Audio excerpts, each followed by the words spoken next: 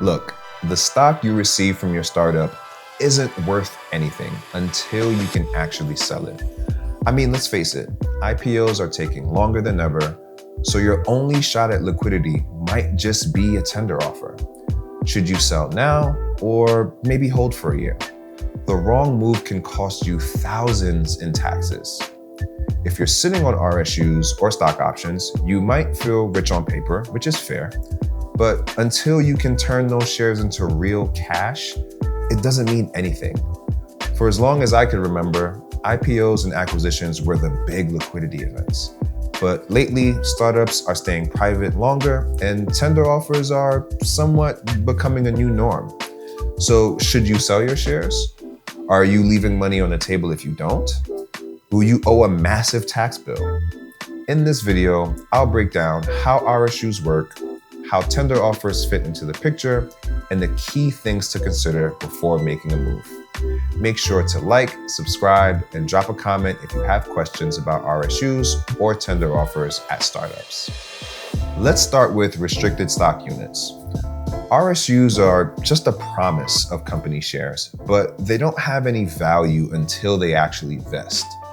Unlike stock options, which require you to buy shares at a certain price, RSUs are just given to you once you meet certain conditions, which is usually just staying at your company long enough.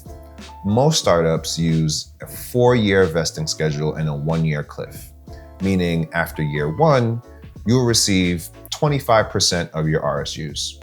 The rest will vest monthly, quarterly, or sometimes even annually over the next 3 years. Until they vest, you don't actually own them. So let's look at this scenario. Let's imagine you've received an RSU grant for $100,000 worth of company stock that's currently valued at $50 per share. This would basically mean you have $2,000, right? Taking $100,000, dividing it by 50, you're left with $2,000. Easy math. Assuming the 4-year vesting schedule with the 1-year cliff, 500 shares will be deposited into your brokerage account 12 months from the grant date. This means that in addition to your salary and your bonus, you can expect to earn an additional $25,000 per year, assuming the stock price is still valued at $50 when it vests. But here's the catch. Many late-stage startups use double trigger RSUs, meaning you need both time-based vesting, just stay at your company long enough, and a liquidity event like an IPO or a tender offer. So if you're at a startup with double trigger RSUs, you very well could be fully vested, but unable to sell your shares until your company allows you to. And this is where a tender offer comes in. Because traditionally, IPOs, direct listings, acquisitions, these were all just ways that startup employees were able to cash out of their equity. But with IPO slowing down, tender offers have become sort of like the go-to event for many companies. Big startups like SpaceX, Databricks, Plaid, Stripe, they've all done tender offers. So what exactly is a tender offer? It's basically when your company allows you to sell a portion of your shares before an IPO, usually to existing investors, VCs, or the company itself. But before you jump in, there are 3 factors to consider. The first is the offer price. Are you selling your shares at a premium or at a discount to the last valuation? For instance, Stripe's 2024 tender offer was priced at $20 per share.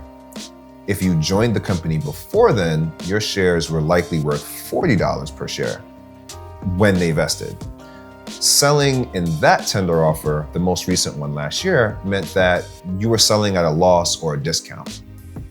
Stripe recently announced a new round of fundraising that increased the stock price to $35 per share, which is pretty close to the peak valuation. So things are trending in the right direction, at least for Stripe. The second factor to consider is what percentage of your shares can you actually sell? Some tender offers cap sales at 10, 15, even 25% of your vested shares. Why?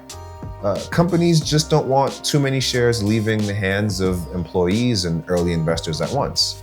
I think it also keeps employees more engaged and prevents everyone from just leaving in groves. I'm sure there are lots of other reasons, but these make the most sense to me. The third factor I'd want to consider is who's buying. If the company itself is buying the shares, it may signal strong cash or an attempt to control dilution, which are both good things. If VCs or private equity are buying, it might mean investors see an upside or they're getting a deal at a discount. It's kind of hard to know for sure, but that's why transparency matters. Because who's buying your shares could potentially tell you a lot about how the market values your company. So now that you know how tender offers work, let's talk about taxes. One of the biggest surprises for employees receiving RSUs is the tax bill. And it's even more amplified in a tender offer. Here's why. Number one, RSUs are taxed as income when they vest, regardless if you sell your shares or not. Number two, selling during a tender offer creates a second taxable event called capital gains. The good news is that companies will typically withhold a flat 22% federal tax on RSU income to really just help you pay the taxes when your shares vest, which is great. But for high earners, that's way below the actual taxes owed. Here's an example. Let's say your income is $250,000. That puts you in a 35% tax bracket.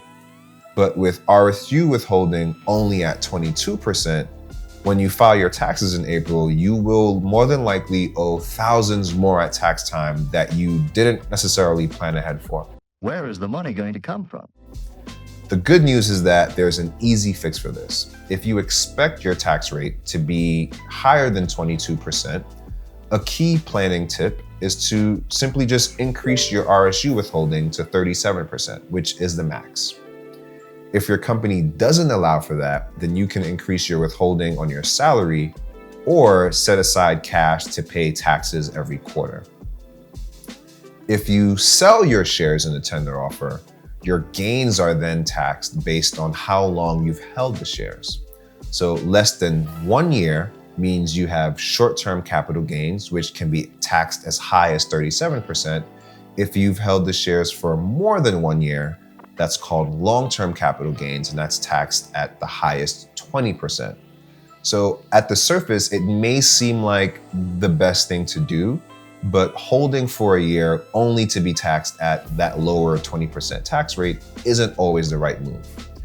If the difference between your cost basis, which is basically the price of the shares when they vested, and the price you're selling the shares for, if that difference is relatively small, then selling within a year and paying that 37% tax rate might be the better strategy. With that said, tax planning is a non-negotiable. If you're thinking about selling in a tender offer, here's what you need to do right now. Step one is to gather key documents: your vesting schedules, your tax returns, your pay stubs, your transaction reports as it relates to your equity compensation, and your holding statement. This will show how many shares you own, the cost basis, and other really important info. Step two is to hire a CPA or a tax advisor. Not all accountants understand equity compensation, so make sure you find one who does. This is not an area to go cheap in, trust me. Not to toot our own horns, but our tax team is top-notch. They live and breathe this stuff and deal with it every single day. We do tax planning for our clients throughout the year, so many of them know their tax bills in advance, months in advance, instead of being blindsided in April. The third and probably the most important step is to align your decisions with your goals. So this may sound corny, but think about the things you want out of life. Do you want to make work optional? Do you want to put this new wealth towards buying a home? Or maybe you have short-term savings goals like taking a sabbatical or funding your children's college education. If you're nodding your head saying yes, then selling some shares can provide the cash that you'll need to meet some of these goals. As I like to tell our clients, this is your opportunity to turn phantom money into real cash. On the flip side, if you don't sell your shares, Are you comfortable with having a huge part of your net worth tied to your company stock? Would selling some shares now give you more financial security? We often ask clients to consider how a major drop or even a total loss in their company stock would impact their ability to reach their goals. Most financial advisors will say no more than 10% of your portfolio should be in any single stock. While I don't fully agree, I totally understand that rationale, believe me. But my approach is that if you're able to max out your 401k, contribute to an HSA, make backdoor Roth contributions, save for all of your goals, and you're not dependent on equity to achieve financial independence, it might be worth taking the risk of having a concentrated portfolio. This is what I like to call earning the privilege to be more aggressive, at least from a financial planning lens. At the end of the day, concentration can build tons of wealth, but diversification is what's going to protect it. So figure out where you are on that spectrum and be super intentional. Equity can be a powerful tool for building wealth, but only if it's managed wisely.